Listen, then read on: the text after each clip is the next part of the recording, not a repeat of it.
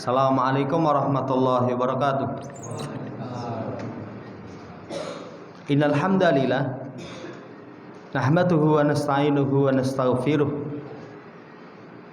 wa na'udzu billahi min sururi anfusina was sayyiati a'malina. May yahdihillahu fala mudilla lahu wa may yudlilhu fala hadiya lahu. Wa asyhadu an la ilaha illallah wahdahu la syarika lah. Wa asyhadu anna Muhammadan abduhu wa rasuluh. Allahumma shalli ala Muhammad wa ala ali Muhammad. Ya ayyuhalladzina amanu taqullaha haqqa tuqatih wa la tamutunna illa wa antum muslimun. Ya ayyuhan nasu taqu rabbakumul ladzi khalaqakum min nafsin wahidah wa khalaqa minha zawjaha wa batha minhuma rijalan katsiran wa nisaa'a wa taqullaha alladzi tasaaluna bihi wal arham innallaha kana 'alaikum raqiba. Ya ayyuhalladzina amanu taqullaha wa qulu qawlan sadida yuslih lakum a'malakum wa yaghfir lakum dhunubakum wa may yuti'illaha wa rasulahu faqad faza fawzan 'azima. Amma ba'd, fa inna ashdaqal hadits kitabullah wa khairal hadi hadi Muhammadin sallallahu alaihi wasallam wa syarrul umuri muhdatsatuha fa inna kulla muhdatsatin bid'ah wa kulla bid'atin dhalalah wa kulla dhalalatin finnar. Ma'asyiral muslimin rahimani wa rahimakumullah. Melanjutkan pembacaan nahwa akhlaqi salaf. Pertemuan yang lalu kita masih dalam bab umurun tu'inu ala sabr, perkara-perkara yang membantu seseorang itu bisa sabar. Pertama, mengetahui hakikat kehidupan dunia. Kedua, yakin dengan bagusnya balasan di sisi Allah Subhanahu wa taala.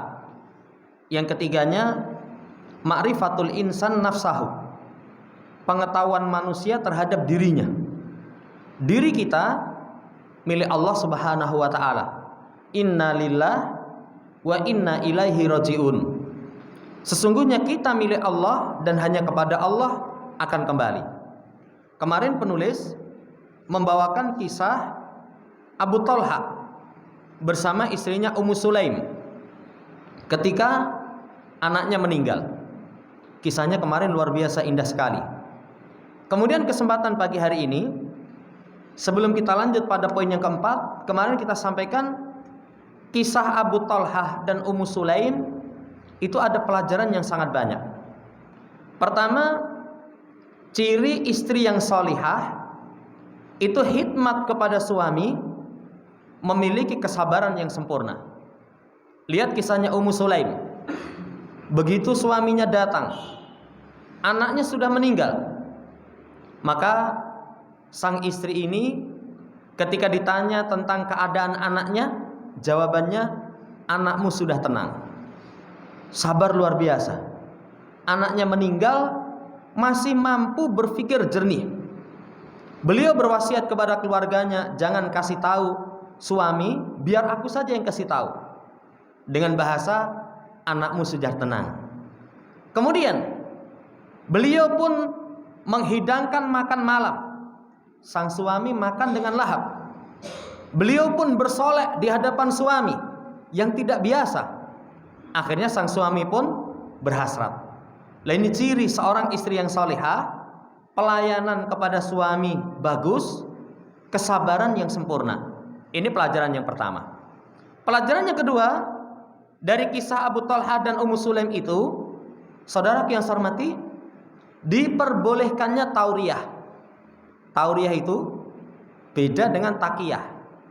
Kalau takiyah, seseorang memang berdusta dia. Tapi kalau tauriyah, kalimat yang diucapkan oleh seseorang dipahami berbeda oleh orang yang mendengar. Seperti kisahnya Ummu Sulaim. Ketika ditanya bagaimana keadaan anakku, beliau menjawab, anakmu sudah tenang. Kata-kata anakmu sudah tenang itu dimaksudkan sudah meninggal, tapi dipahami oleh suami, oh berarti sudah sembuh. Itu namanya tauriyah. Dan ini pernah kita sampaikan, dusta dalam agama kita tidak diperbolehkan. Walaupun nanti ada riwayat tidak boleh dusta kecuali dalam 3 hal. Ucapan suami kepada istri atau sebaliknya. Kedua, ketika di medan perang. Ketiga, mendamaikan 2 orang yang bersengketa. Cuman kata dusta di situ maknanya tauriyah. Kalimat yang dipahami beda orang yang mengucap dengan orang yang mendengar. Kan kadang dalam rumah tangga, ini pernah kita contohkan. Seseorang butuh menggunakan kalimat yang kalimat itu tidak menyinggung perasaan pasangannya. Si istri ngomong, "Piye, ayu banget toh?" Kalau kita jawab, "Rupamu kaya ngono." Emosi dia, marah. Tapi kalau kita jawab, "Yes, pasti, yeah, cantik." Dengan bahasa yang seperti itu kadang dia terima. Walaupun mungkin yang kita maksud, ayu dewe saomah, anaknya lanang kabeh, perempuannya cuman 1. Saudara yang saya hormati, itu seperti itu kadang dibutuhkan.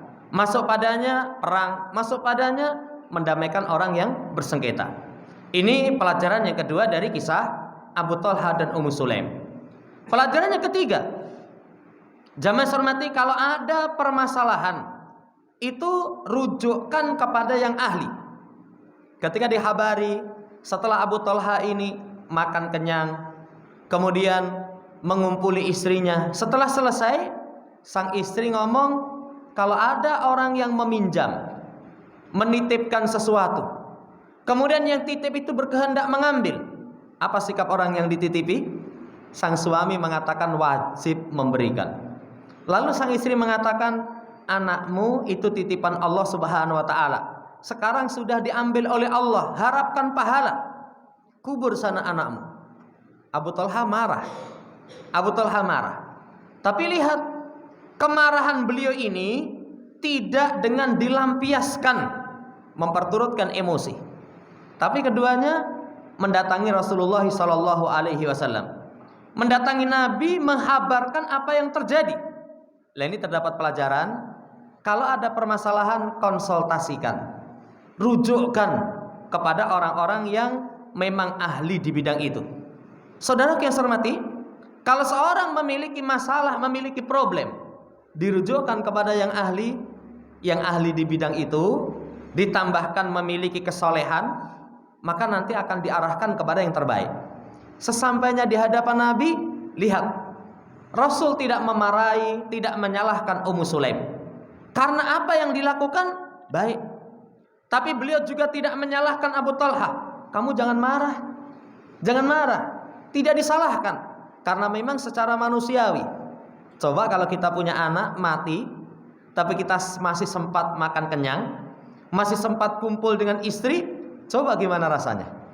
Orang itu kalau kehilangan orang yang dia cintai, jangankan kok kumpul dengan istri, hasrat makan minum saja menjadi hilang. Ya, Rasul tidak salahkan, tapi Nabi mendoakan dengan doa yang luar biasa. Barakallahu lakuma fi ghabiri lailatikuma. Semoga Allah Subhanahu wa taala memberikan keberkahan terhadap hubungan kalian malam tadi. Didoakan oleh Nabi Shallallahu alaihi wasallam. Ini pelajaran dari kisah Abu Thalha dengan Ummu Sulaim. Kemudian pelajaran dari kisah itu, saudara yang saya hormati, sempurnanya cinta Abu Thalha dengan Nabi Shallallahu alaihi wasallam, termasuk pula istrinya. Jadi termasuk sahabat yang istimewa. Sisi mana kesempurnaan cintanya kepada Rasulullah SAW? Beliau mengatakan, tatkala setelah itu kan beliau mendapati istrinya hamil, kemudian safar dengan Rasulullah SAW. Tapi ketika sudah dekat dengan kota Madinah, ternyata sang istri merasakan mau melahirkan. Akhirnya tertahan. Lalu Abu Thalha ini pun berkata kepada Allah Subhanahu wa taala, "Ya Rabbi, wahai Tuhanku, sesungguhnya aku itu amat senang Ketika keluar bersama Rasulullah SAW, baliknya pun bersama dengan Rasulullah SAW. Tapi karena sebab istrinya mau melahirkan, akhirnya tertahan. Lah ini menunjukkan istimewanya Abu Talhah dan Ummu Sulaim cinta kepada Nabi SAW dengan kecintaan yang sempurna. Ini Masya Allah, cinta kepada Rasul itu bersama, ingin bersama, keluar bersama, pulang juga bersama. Saudara yang saya hormati, ini keistimewaan, kesempurnaan cinta Abu Talhah dan Ummu Sulaim. Kemudian jamaah yang saya hormati, dari hadis itu juga diambil pelajaran jasa besarnya seorang ibu. Seorang ibu, ibu itu kalau hendak melahirkan sakit, makanya fadarabahal mahad, kata Anas, ibuku itu merasakan sakit yang hendak melahirkan. Melahirkan itu ternyata sakit, merasakan sakit, jasa seorang ibu. Makanya dalam Islam ada sahabat yang tanya, ya Rasulullah, ya, siapa manusia yang pertama kali harus aku pergauli dengan baik? Ibumu, sumaman ibumu, sumaman ummuka. Ibumu, ibumu, ibumu. Baru yang keempatnya sumaman abuka. Di situ pelajarannya, jasa seorang ibu terhadap anak itu dibandingkan dengan jasa bapak terhadap anak 3 berbanding 1. 3 berbanding 1. Para ulama terangkan jasa seorang ibu kepada anak, pertama, hamil, melahirkan. Perjuangan antara hidup dan mati. Perjuangan antara hidup dan mati. Gak sedikit ketika seorang melahirkan, itu pilihannya itu pilihan yang pahit. Pilihannya pilihan yang pahit. Begitu mau melahirkan, dokter kasih pilihan. Ini bapak yang diselamatkan anaknya atau ibunya. Anaknya atau ibunya. Ya. Kalau orang yang pengen nikah lagi, ya wis lah anake wae, mboke ben mati. Pengen nikah lagi. Tapi kalau seorang misalkan suruh milih seperti itu, sama-sama gak suka. Sama-sama gak suka. Walaupun saudaraku yang saya hormati, ya, kalau kondisi seperti itu berat. Pilihan yang kita sulit untuk bisa memilih. Jasa yang besar seorang ibu. Setelah itu menyusui 2 tahun. Setelah itu sifat keibuan. Sifat keibuan tidak dimiliki oleh seorang bapak. Seorang bapak, ibu itu Masya Allah, kasih sayangnya luar biasa. Kalau bapak ada urusan, suruh nyambi momong, gak bisa. Sekarang gendongan anaknya, wis wegah. Ya, coba suruh kerja misalkan apa, nukang apa-apa itu, suruh gendong anak, sulit, gak bisa fokus. Tapi seorang ibu, saya lihat tuh kalau di Tawangmangu itu, dulu waktu masih kecil, ya, ibunya itu ngarit, anaknya digendong, ngarit sambil gendong anak. Begitu pulang, bawa rumput digendong, anaknya dinaikkan di atas rumputnya. Sifat seorang ibu, saudaraku yang saya hormati, luar biasa. Makanya dalam Islam, sebab datangnya laknat itu kata Nabi SAW, la'ana man sabba ummah, terlaknat siapa yang mencaci ibunya. Nah ini jasa seorang ibu itu besar sekali. Pelajaran dari kisahnya Ummu Sulaim dan Abu Talhah. Kemudian pelajaran dari beliau, dari kisah itu, tuntunan ketika bayi lahir. Apa yang dilakukan ketika bayi lahir? Saudaraku yang saya hormati, kalau bayi lahir itu tuntunannya itu dibersihkan. Setelah bersih itu ditahnik. Ditahnik. Setelah ditahnik, didoakan keberkahan. Lihat Ummu Sulaim, begitu anaknya lahir, beliau berpesan kepada Anas, ya, jangan dikasih apapun sebelum dihadapkan kepada Rasulullah Sallallahu Alaihi Wasallam. Jangan ada yang nyusui dulu sebelum dibawa kepada Rasulullah Sallallahu Alaihi Wasallam. Akhirnya dibawa ke hadapan Nabi Sallallahu Alaihi Wasallam. Kemudian beliau itu falakaha, mengunyah korma ajwa. Kunyahkan korma ajwa, begitu lembut, taruh di langit-langit mulut bayi. Kemudian ketika itu sang jabang bayi itu langsung, ya, menelan korma yang bercampur dengan air liur Rasulullah SAW yang sudah lembut. Setelah itu didoakan barokah. Lah ini tuntunan kalau seseorang mau istrinya melahirkan, persiapannya seperti itu. Ditahnik, setelah itu didoakan barokah. Didoakan barokah. Walaupun mendoakan barokah itu tidak ada lafaz khusus dalam hadis. Walaupun ada nanti athar yang sahih dari salaf, itu dengan kalimat yang kemarin kita sampaikan. Ja'alahullahu mubarakan alaika wa ala ummati Muhammadin sallallahu alaihi wasallam. Semoga Allah menjadikan keberkahan atasmu anak ini dan keberkahan atas umat Muhammad sallallahu alaihi wasallam. Dan ini doa terbaik. Doa terbaik itu supaya anak didoakan barokah. Barokah itu kebaikan yang banyak, tumbuh berkembang.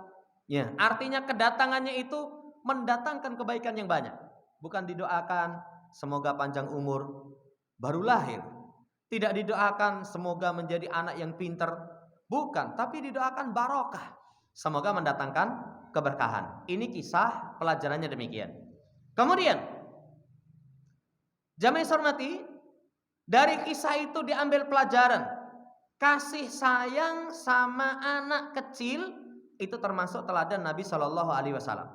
Teladan Nabi Shallallahu Alaihi Wasallam setelah anak itu ditahnik, ditaruh korma yang sudah dilumatkan oleh beliau di mulut-mulut bayi. Itu langsung sama si bayi itu dirasakan dengan ujung lidahnya. Lalu kata Nabi, unduru ila hubbil ansori tamr. Lihat itu, ansor itu sama korma senang sekali. Kemudian beliau usap wajahnya. Setelah usap wajahnya, dikasih nama Abdullah. Dikasih nama Abdullah.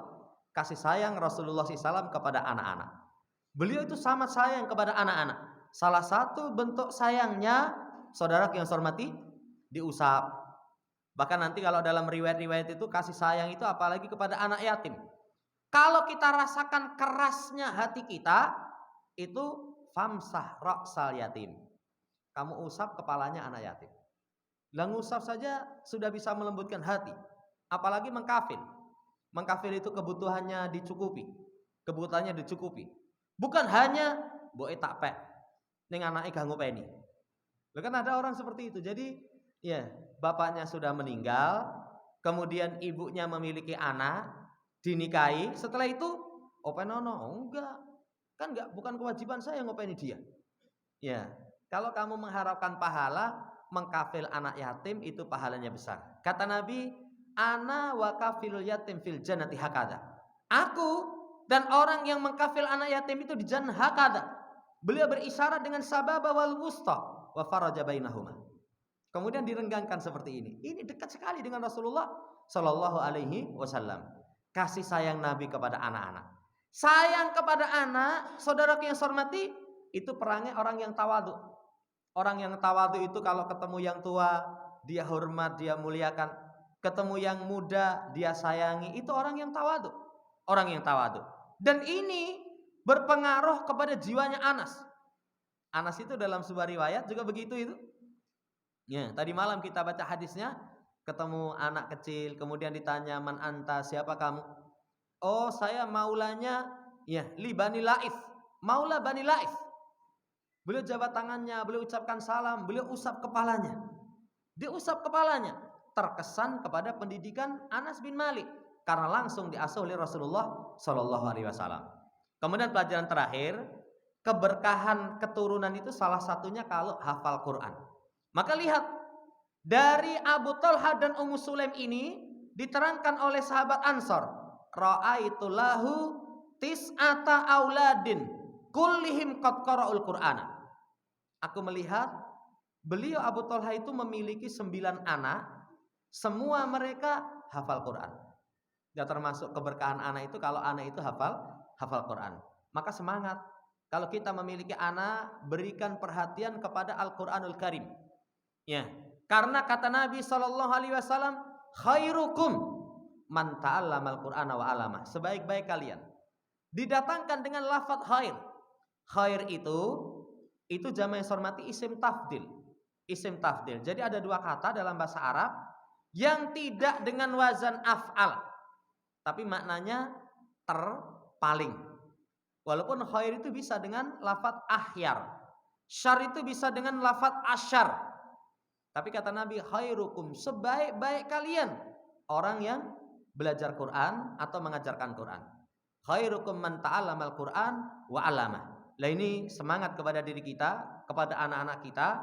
Tanda anak berberkah salah satunya itu mereka perhatian kepada Quran. Wallahu ta'ala alam.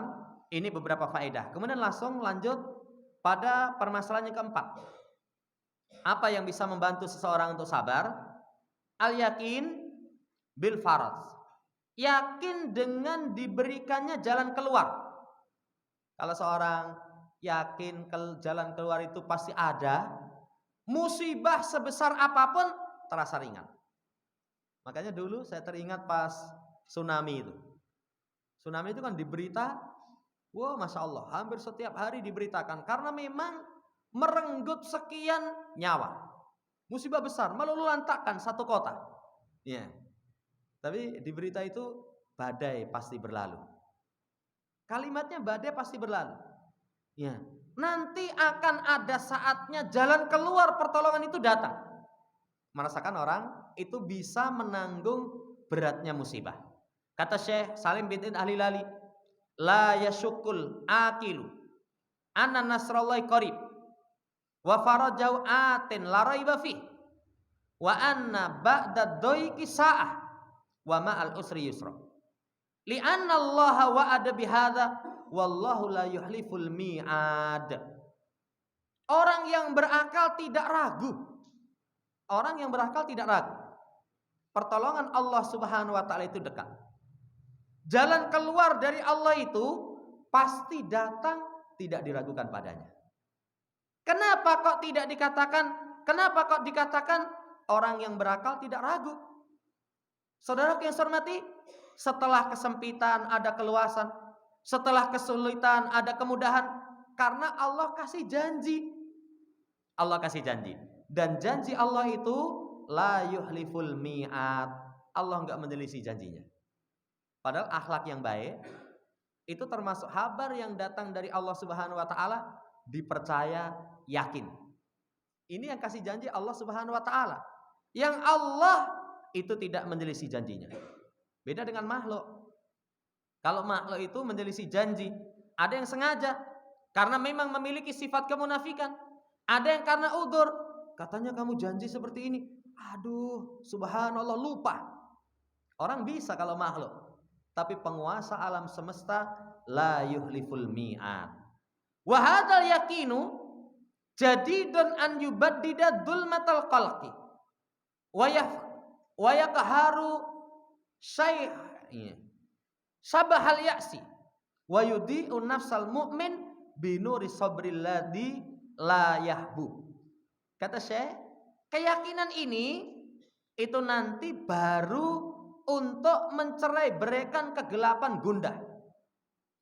Saudara yang saya hormati, keyakinan seperti ini mengantarkan nanti gelapnya risau, gundah, gelisah itu menjadi hilang. Yakin, oh jalan keluar pasti datang. Itu kegundahan, kerisauan nanti akan hilang. Kemudian pula menundukkan sabahal yaksi. Ya, bisa menundukkan atau membelah atau menghancurkan keputusasaan. Nanti orang yang putus asa kalau yakin janji Allah, enggak putus asa lagi.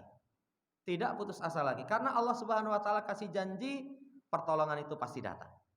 Demikian pula menyinari jiwa mukmin cahaya kesabaran, yang cahaya kesabaran itu la yahbu, tidak akan reda, tidak akan padam. Terus, oh iya, sabar karena yakin pertolongan pasti datang. Walaupun pertemuan yang lalu sudah disampaikan, terkadang pertolongan itu menurut kita terlambat. Saking beratnya ujian, mata nasrullah. Kapan sih pertolongan Allah? Ingat, semakin berat maka semakin dekat pertolongan. Ala inna nasrullahi qarib. Ketahuilah, sesungguhnya pertolongan Allah itu dekat. Saudara yang saya hormati, poin yang keempat penting sekali. Yakin jalan keluar dari Allah Subhanahu wa taala.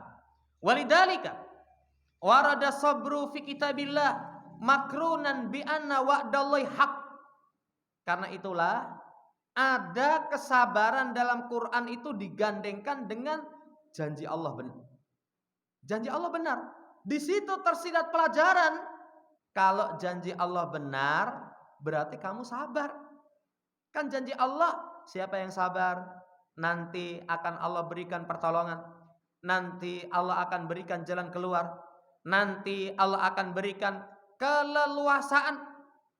Nanti Allah akan berikan kemudahan dan nanti akan diterangkan satu kesulitan, dua kemudahan. Syaratnya orang tersebut mampu bersabar. Dibawakan ayat fasbir inna wa'dallahi haq wala yastahifannaka alladziina la yuqinun. Bersabarlah, sesungguhnya janji Allah benar. Jangan menggelisahkanmu orang-orang yang tidak yakin. Ya, langsung Allah gandengkan, sabarlah, janji Allah benar. Ya, rintangan seberat apapun sudah sabar. Allah kasih janji pasti akan ada jalan keluar. Pasti akan ada jalan keluar.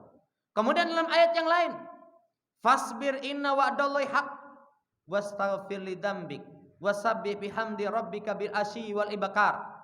Sabarlah, sesungguhnya janji Allah benar. Setelah itu, mohon ampun bagi dosamu, sucikan dengan memuji Rabbmu di waktu pagi dan di waktu petang. Setelah itu diperintahkan untuk istighfar, tasbih, tahmid. Saudara yang saya hormati, keyakinan janji Allah itu benar mengantarkan seseorang itu sabar. Lah di sela-sela menunggu datangnya pertolongan itu jangan lupa istighfar, astagfirullah, astagfirullah. Apalagi ada janji. Orang itu kalau punya kesempitan perbanyak istighfar. Man aktsarul istighfar ja'ala Allahu min kulli hammin faraja wa min kulli dhaiqin mahraja wa razaqahu min haitsu la yahtasib.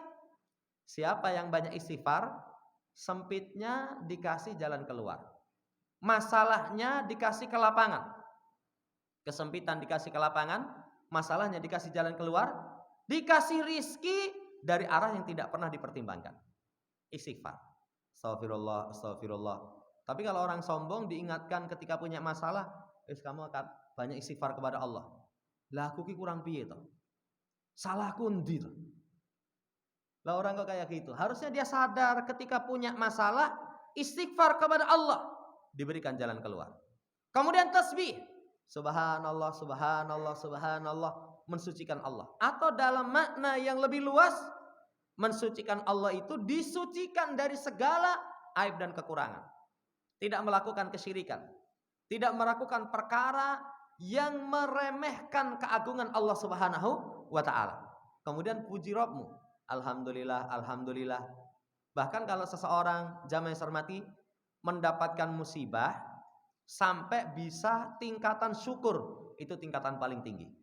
Karena orang mendapatkan musibah, kita ingatkan kembali, yang haram keluh kesah, yang wajib sabar, lebih tinggi ridho, paling tinggi syukur. Makanya Nabi kita Muhammad SAW ketika mendapatkan musibah, beliau berucap alhamdulillahi ala kulli hal, tetap memuji Allah dalam setiap keadaan. Kok bisa? Musibah yang menimpa kita kok kita tetap memuji Allah Subhanahu wa ta'ala? Karena musibah yang menimpa kita itu bagi kita tidak baik, di sisi Allah Subhanahu wa ta'ala Allah siapkan kebaikan. Makanya takdir baik dan buruk itu hanya dalam pandangan makhluk. Kita itu kalau mendapatkan perkara yang cocok dengan keinginan, takdirku apik iki. Dodolan laris, awake sehat, keluarga sehat, ya, tetangga nyenengke, open-open urip kabeh. Wah, takdirku apik itu. Tapi kalau seseorang mendapatkan ketetapan enggak sesuai, dodolan sepi, dihapusi wong, bojone nesu-nesu, anake loro-loronen, open-opene mati kabeh, wis mumet ini. Ya. Saudara yang saya hormati, itu dia katakan takdirku elek dalam pandangan kita. Ini sabarlah, janji Allah itu benar. Mohon ampun bagi dosamu. Kemudian sucikan Allah dan puji Allah Subhanahu wa ta'ala.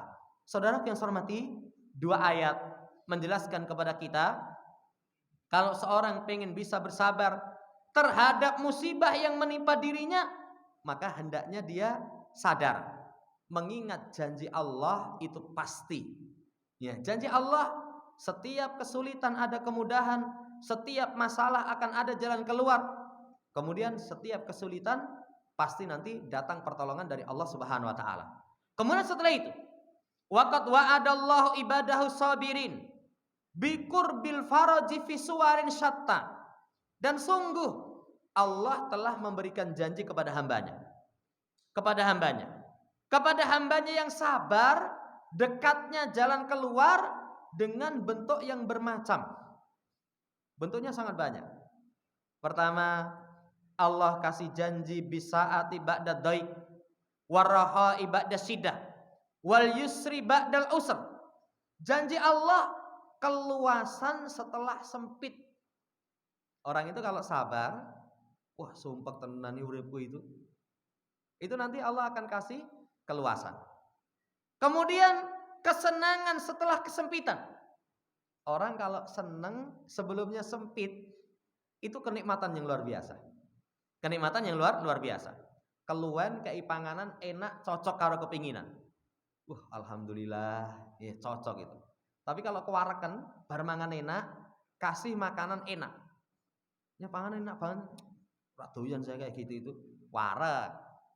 Saudara yang saya hormati, sama ketika orang ngantuk kei bantal. Wah, sudah. Ya, langsung dongo itu. Langsung dia berdoa. Tapi kalau enggak ngantuk nyok bantalnya nggo turu sik.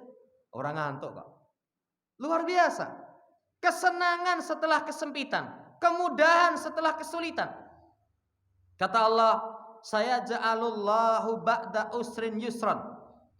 Allah akan jadikan setelah kesulitan kemudahan. Setelah kesulitan kemudahan. Bahkan nanti dalam ayat yang lain, kesulitannya satu, kemudahannya itu lebih dari satu. Walam yaktafil khaliqu subhanahu wa ta'ala an ja'alal yusra ba'dal usri bal ja'alahu fi mautinil ahar ma'ahu wa bisifati ta'kid. Dan Allah sang pencipta tidak cukup untuk menjadikan kemudahan setelah kesulitan, tapi Allah jadikan di tempat yang lain itu kebersamaan Allah. Jadi kebersamaan ya seiring dengan kesulitan itu dikuatkan itu dengan kemudahan dua kali. Fa inna ma'al usri yusra. Sesungguhnya seiring kesulitan kemudahan ada inna, dikuatkan. Bersama kesulitan ada kemudahan. Diulang lagi, inna ma'al usri yusra. Sesungguhnya seiring dengan kesulitan itu ada kemudahan. Saudara yang saya hormati, ayat ini menunjukkan kepada kita, ya, tahaqqul yusri ba'dal usr, tahaqqun qoriban. Hatta ka'annahu ma'ahu wa mutasilin bihi. Menetapkan kemudahan setelah kesulitan itu adalah satu perkara yang dekat. Jadi cedak. Bukan sulit gitu setelah itu leren sik suwe endi to iki. Kemudahane ra teko-teko. Bukan. Jadi ma'al usri yusron, ada kebersamaan, seakan-akan bersama, seiring, seakan-akan mutasil, bersambung. Rekoso, dah selesai. Ada kemudahan. Saudara yang saya hormati, faedah dari ayat yang pertama seperti itu. Sampai kata Syekh, kalau sekiranya kesulitan itu masuk lubang dob. Dob itu binatang mirip biawak. Cuman kalau biawak haram karena termasuk binatang buas. Tapi kalau dob itu halal karena makanannya rumput. Makanannya rumput. Kalau kesulitan itu masuk lubang dob, maka latabi ahul yusr, kemudahan itu akan mengikuti. Jadi terus sulit kayak apa, diiringi dengan kemudahan. Tapi syaratnya sabar. Syaratnya sabar. Kan kesulitan orang itu bermacam. Ada orang yang sulit apa mas? Ekonomi. Ada orang yang sulit apa mas? Sulit ibadah. Ada orang yang sulit apa? Kesulitan bermacam.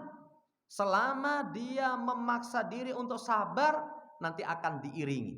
Muttasil bihi. Bersambung dengannya itu akan ada kemudahan. Yang kedua, ya, kesulitan seiring dengan kesulitan itu kemudahan dengan perbuatan. Ya, jamaah hormati, ya, terkadang itu langsung misalkan ada yang kita tahu, oh, kemudahannya itu bisa disentuh. Ada yang kemudahannya itu tertutup. Tapi intinya setiap ketetapan Allah ada kelembutan, setiap bala ada nikmat. Setiap bala ada nikmat. Setiap ketetapan Allah walaupun berat, di situ ada kelemah lembutan. Sebagaimana Allah Subhanahu wa taala katakan, wa makana linafsin an tu'mina illa biidznillah wa yaj'alur rijza 'alal ladzina la yaqilun. Ya, dan tidaklah bagi satu jiwa untuk beriman kecuali dengan izin Allah. dan Allah timpakan adab kepada orang yang mereka tidak berakal. Yang mereka tidak berakal. Demikian pula, ala ya'lamu man khalaqa wa huwa latiful khabir. Ketahuilah, ya, bahwasannya Allah tahu apa yang Allah ciptakan dan Allah latif khabir, maha lembut lagi maha menghabarkan. Ini saudara yang saya hormati, poin yang pertama. Jadi poin yang keempat, termasuk perkara yang bisa membantu sabar, yakin dengan janji Allah. Sudah yakin janji Allah, setiap kesulitan pasti akan ada pertolongan jalan keluar. Itu kalau kita yakin. Baru satu poin disampaikan tentang ayat ya, inna ma'al usri yusra. Nanti ada 2 poin lagi. Insya Allah nanti akan menguatkan kita untuk bisa bersabar. Demikian, kurang lebihnya mohon dimaafkan. Insya Allah di pertemuan seterusnya nanti masuk pada poin yang kedua, berkaitan tentang janji Allah, kemudahan itu dekat. Demikian. Subhanakallahumma rabbana bihamdika, asyhadu alla ilaha illa anta, astaghfiruka wa atubu ilaik. Assalamualaikum warahmatullahi wabarakatuh.